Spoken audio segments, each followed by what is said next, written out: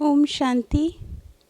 25/4/2021 की अव्यक्त बाप दादा की रिवाइज कोर्स मुरली 18/12/1987 की।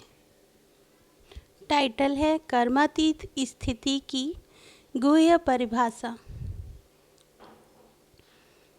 आज विदेही बाप दादा अपने विदेही स्थिति में स्थित रहने वाले श्रेष्ठ बच्चों को देख रहे हैं। हर एक ब्राह्मण आत्मा विदेही बनने के व कर्मातीत बनने के श्रेष्ठ लक्ष्य को ले संपूर्ण स्टेज के समीप आ रही है। तो आज बाप दादा बच्चों की कर्मातीत विदेही स्थिति की समीपता को देख रहे थे कि कौन कौन कितने समीप पहुँचे हैं। फॉलो ब्रह्मा बाप कहाँ तक किया है वह कर रहे हैं। लक्ष्य सभी का बाप के समीप और समान बनने का ही है, लेकिन प्रैक्टिकल में नंबर वार बन जाते हैं। बाप दादा बोले, इस देह में रहते विदेही अर्थात कर्मातीत बनने का एग्जाम्पल मिसाल साकार में ब्रह्मा बाप को देखा। तो कर्मातीत बनने की विशेषता क्या है? जब तक यह देह है, कर्मेंद्रियों के साथ इस कर्म क्षेत्र पर पाठ बजा रहे हैं, तब तक कर्म के बिना सेकंड भी रह नहीं सकते हो। कर्मातीत अर्थात कर्म करते हुए कर्म के बंधन से परे। एक है बंधन और दूसरा है संबंध। कर्मेंद्रियों द्वारा कर्म के संबंध में आना अलग चीज़ है। कर्म के बंधन में बंधना वह अलग चीज़ है। कर्म बंधन कर्म के हद के फल के वशीभूत बना देता है। बाप दादा बोले, वशीभूत शब्द ही सिद्ध करता है जो किसी के भी वश में आ जाता है। वश में आने वाले भूत के समान भटकने वाले बन जाते हैं। जैसे अशुद्ध आत्मा भूत बन जब प्रवेश होती है तो मनुष्य आत्मा की क्या हालत होती है? परवश हो भटकते रहते हैं। ऐसे कर्म के वशीभूत अर्थात कर्म के विनाशी फल की इच्छा के वशीभूत हैं। तो कर्म भी बंधन में बांध बुद्धि द्वारा भटकाता रहता है। इसको कहा जाता है कर्म बंधन, जो स्वयं को भी परेशान करता है और दूसरों को भी परेशान करता है। कर्मातीत अर्थात कर्म के वश होने वाला नहीं, लेकिन मालिक बन, अथॉरिटी बन, कर्मेंद्रियों के संबंध में आए, विनाशी कामना से न्यारा हो, कर्मेंद्रियों द्वारा कर्म कराए। आत्मा मालिक को कर्म अपने अधीन न करे, लेकिन अधिकारी बन कर्म कराता रहे। बाप दादा बोले, कर्मेंद्रियां अपने आकर्षण में आकर्षित करती हैं, अर्थात कर्म के वशीभूत बनते हैं, अधीन होते हैं, बंधन में बंधते हैं। कर्मातीत अर्थात इससे अतीत अर्थात न्यारा। आँख का काम है देखना, लेकिन देखने का कर्म कराने वाला कौन है? आँख कर्म करने वाली है और आत्मा कर्म कराने वाली है। तो कराने वाली आत्मा करने वाले कर्मेंद्रियों के वश हो जाए, इसको कहते हैं कर्म बंधन। कराने वाला बन कर्म कराओ, इसको कहेंगे कर्म के संबंध में आना। कर्मातीत आत्मा संबंध में आती है, लेकिन बंधन में नहीं रहती। कभी कभी कहते हो ना कि बोलने नहीं चाहते थे लेकिन बोल लिया, करने नहीं चाहते थे लेकिन कर लिया। इसको कहा जाता है कर्म के बंधन में वशीभूत आत्मा। ऐसी आत्मा कर्मातीत स्थिति के नज़दीक कहेंगे या दूर कहेंगे?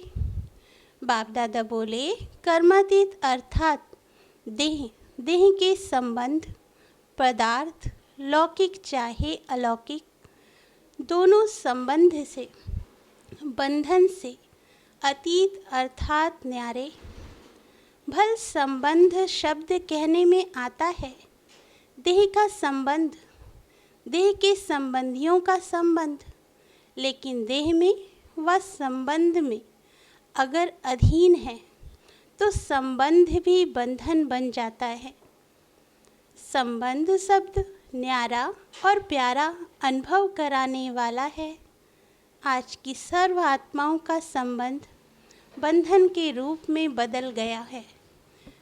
जहाँ संबंध बंधन का रूप बन जाता है तो बंधन सदा स्वयं को किसी न किसी प्रकार से परेशान करता रहेगा, दुख की लहर अनुभव कराएगा, उदासी का अनुभव कराएगा। विनाशी प्राप्तियां होते भी अल्पकाल के लिए वह प्राप्तियों का सुख अनुभव करेगा। बाप दादा बोले, सुख के साथ साथ अभी अभी प्राप्ति स्वरूप का अनुभव होगा। अभी अभी प्राप्तियां होते भी अप्राप्त स्थिति का अनुभव होगा।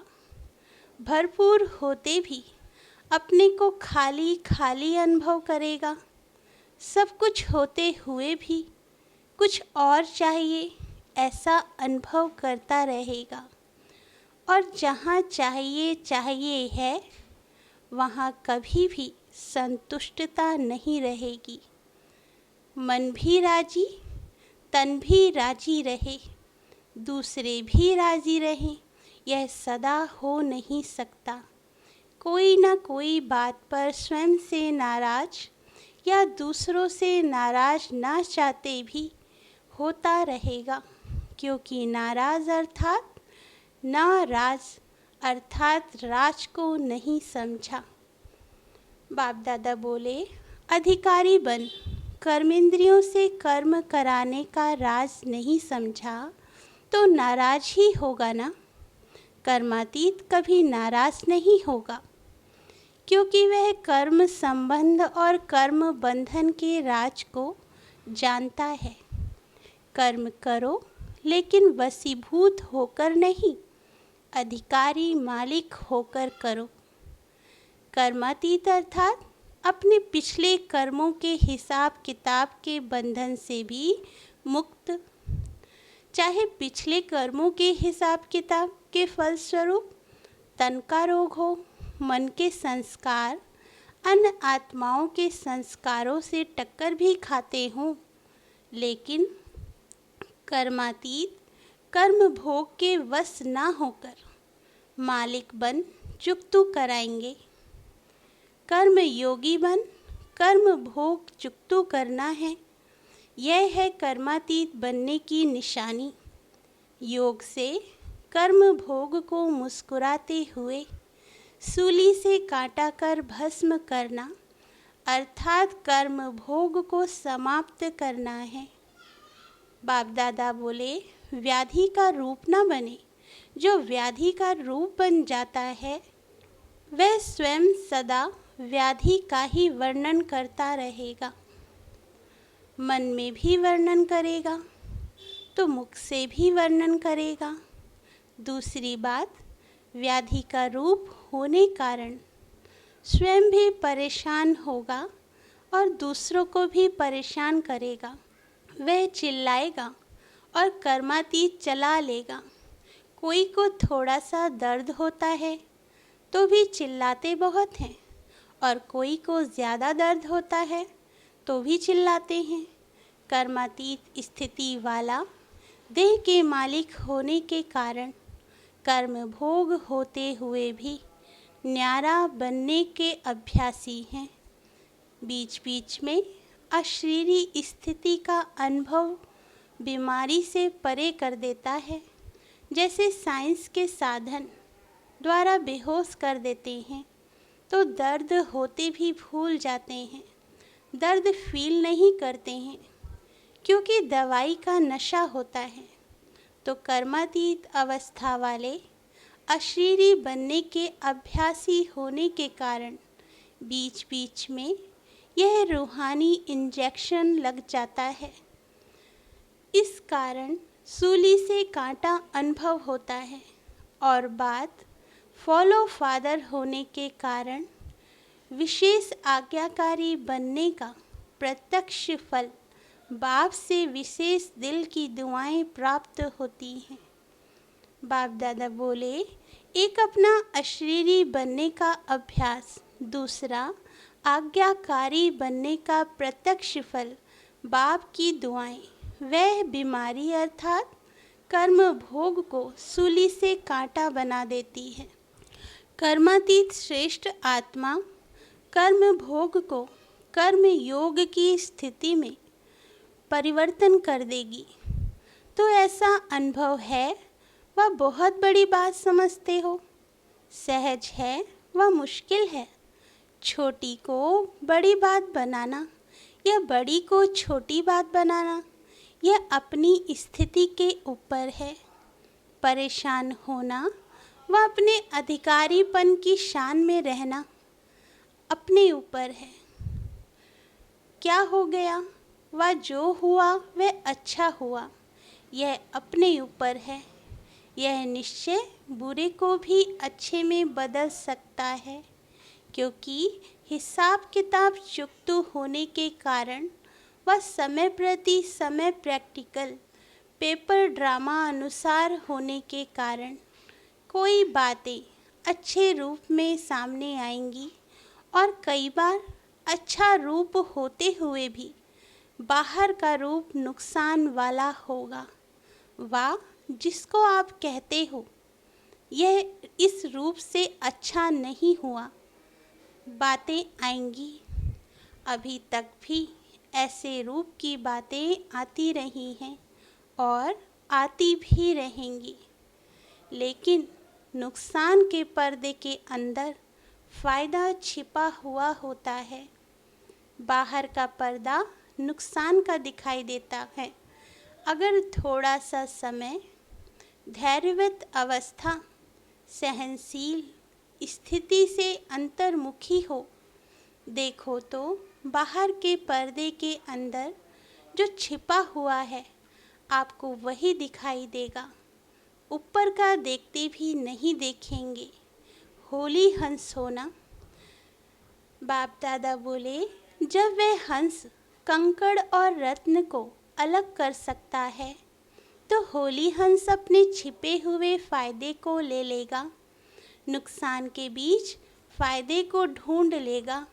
समझा? जल्दी घबरा जाते हैं ना, इससे क्या होता?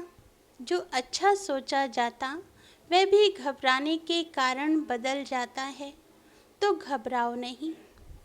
बाप दादा बोले, कर्म को देख, कर्म के बंधन में नहीं फंसो। क्या हो गया, कैसे हो गया, ऐसे तो होना नहीं चाहिए, मेरे से ही क्यों होता, मेरा ही भाग्य शायद ऐसा है, यह रस्सियाँ बांधते जाते हो। यह संकल्प ही रस्सियाँ हैं, इसलिए कर्म के बंधन में आ जाते हो।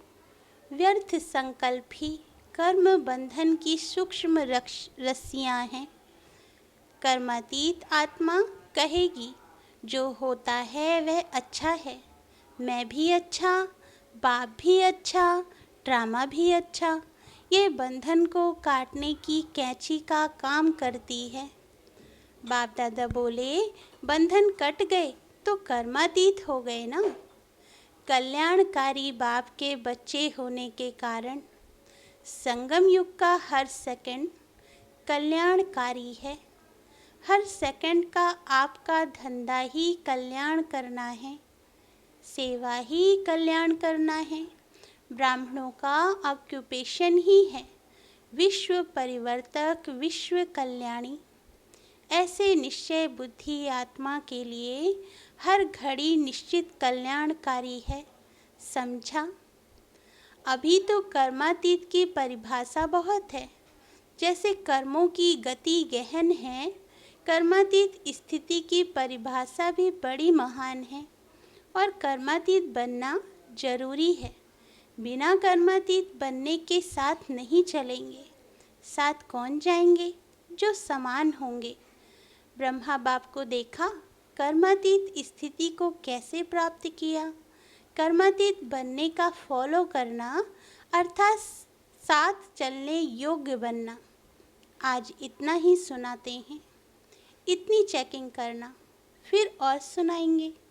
अच्छा, सर्व अधिकारी स्थिति में स्थित रहने वाले, कर्म बंधन को कर्म के संबंध में बदलने वाले, कर्म भोग को कर्म योग की स्थिति में सूली से कांटा बनाने वाले, हर सेकंड कल्याण करने वाले, सदा ब्रह्मा बाप समान कर्मातीत स्थिति के समीप अनुभव करने वाले ऐसे विशेष आत्माओं को बाप दादा का याद प्यार और नमस्ते।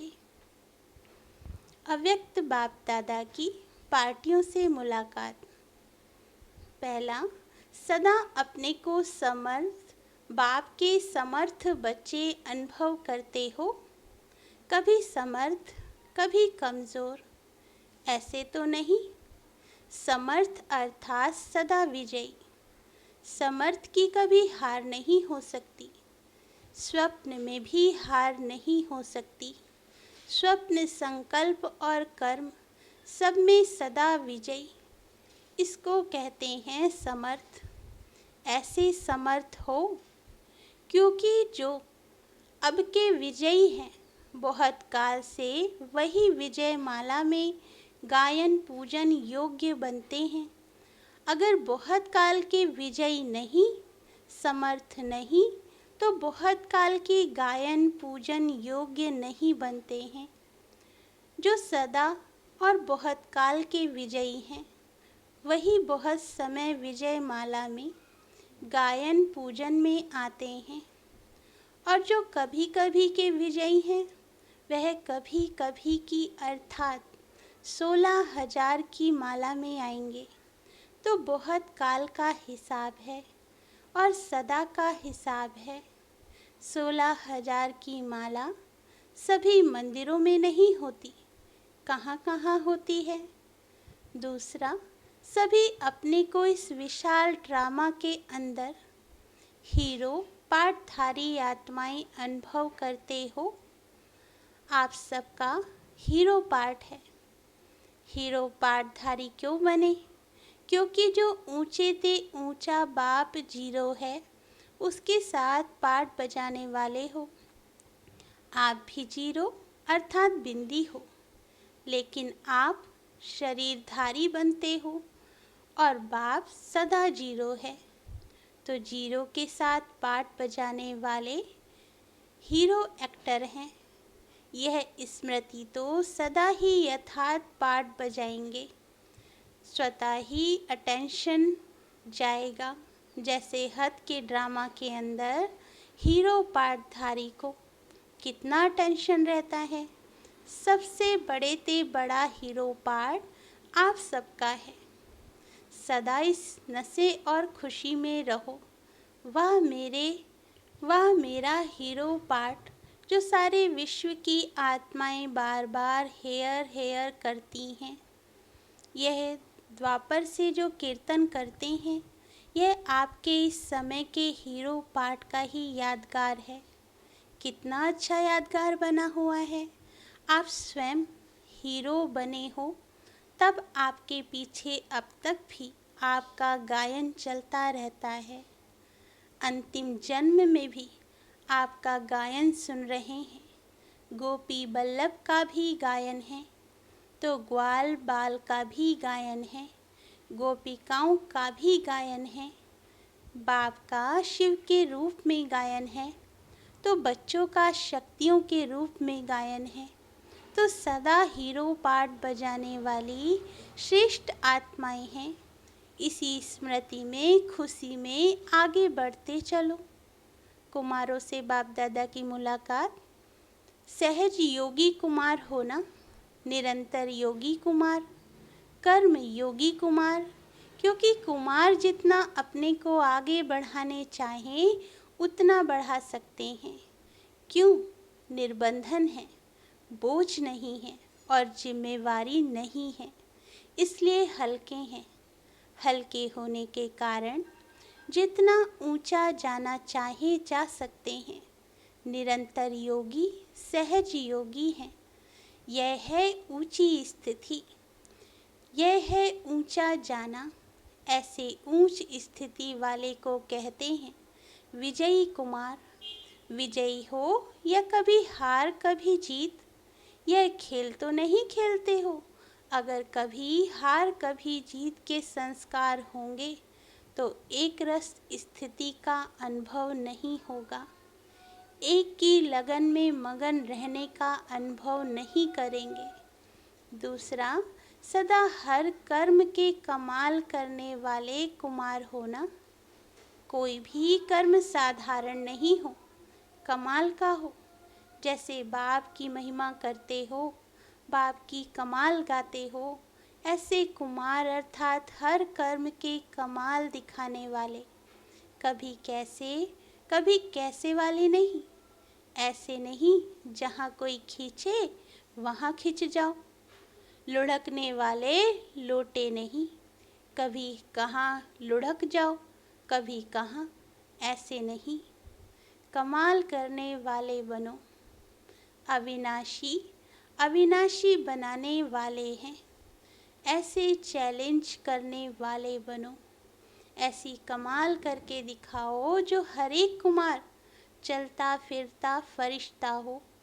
दूर से ही फरिश्तेपन की झलक अनुभव हो।